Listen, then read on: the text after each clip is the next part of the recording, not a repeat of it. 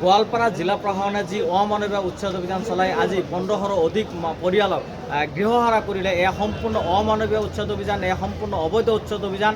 দুদিনমান আগতে notice serve কৰি যি প্ৰকৃত ভাৰতীয় নাগৰিক বছৰ বছৰ ধৰি তাতে বসবাস কৰি আছে, তাতে মহিলা আছে, বৃদ্ধ আছে, ছাত্ৰ ছাত্ৰীসকল আছে। আজি পৰীক্ষাৰ বতৰ, এই ধৰণৰ কথা চৰকাৰে চিন্তা নকৰি আজি চৰকাৰৰ একমাত্ৰ ৰাজনৈতিক স্বাৰ্থত সংখ্যালঘু জনগণক নিষেধ কৰাৰ কাৰণে সংখ্যালঘু মুছলমানসকলক টাৰ্গেট কৰি চৰকাৰে আজি উচ্ছেদ অভিযান চলালে সম্পূৰ্ণ গৰিহণাৰযোগ্য, নিন্দাৰযোগ্য। চৰকাৰে সম্পূৰ্ণ মানৱ অধিকাৰ ভুল উন্নীত কৰিছে। চৰকাৰে ক্ষমতা দাদাগিৰি দেখুৱাই আছে।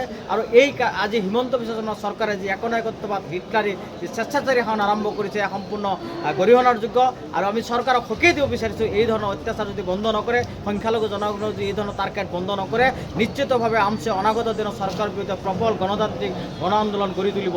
আজি আপোনালোকে চাওক যে প্ৰকৃত ভাৰতীয় নাগৰিক, তেওঁলোকে যুগ যুগ ধৰি বসবাস কৰি আছে, তেওঁলোকৰ সমস্ত তথ্য পাতি আছে। আজি সেইসকল মানুহক আজি চৰকাৰে একপক্ষীয় অমানৱীয় যি উচ্ছেদ অভিযান চলালে, এয়া কোনোপধ্যে মানি লোৱা কথা নহয়। আমি অসমৰ যিবিলাক বিভিন্ন ৰাজনৈতিক দল আছে, বেকে UDF আৰু কংগ্ৰেছৰ যিসকল সংখ্যালঘু বিধায়ক আছে, তেওঁলোকে চকু বুটা কুলিৰ ভাও ধৰি আজি এই ধৰণৰ উচ্ছেদ অভিযান আজি কৰিব দি আছে। তেওঁলোকে কোনো ধৰণৰ প্ৰতিবাদ কৰা নাই। আজি তেওঁলোকে যি বলিষ্ঠভাৱে, যি প্ৰবলভাৱে প্ৰতিবাদ কৰিব লাগে সংখ্যালঘু বিধায়কসকলে সেইখিনি কাম কৰা নাই। আমি আমচুৰ ফালৰ পৰা তেওঁলোকক সকীয়াই দিছোঁ, অনাগত দিনত নিৰ্বাচনৰ সময়ত যাতে তেওঁলোকে ভোট ভিক্ষা মাগি সংখ্যালঘু অধ্যুষিত অঞ্চলত প্ৰৱেশ নকৰে। আৰু যদি তেওঁলোকে প্ৰতিবাদ নকৰে, নিশ্চিতভাৱে তেওঁলোকক ইয়াৰ প্ৰবল প্ৰত্যাহ্বানৰ সন্মুখীন হ'ব। তেওঁলোকে সংখ্যালঘু অধ্যুষিত অঞ্চলত প্ৰৱেশ নিষিদ্ধ কৰা হ'ব। সংখ্যালঘু বিধায়কসকলক যদি এই ধৰণৰ অমানৱীয় উচ্ছেদ অভিযানৰ প্ৰবল প্ৰতিবাদ সাব্যস্ত নকৰে, একেলগে চৰকাৰক আমি সকীয়াই দিছোঁ যে এই ধৰণৰ উচ্ছেদ অভিযান যদি বন্ধ নকৰে, নিশ্চিতভাৱে চৰকাৰৰ বিৰুদ্ধে প্ৰবল প্ৰতিবাদ সাব্যস্ত কৰা হ'ব।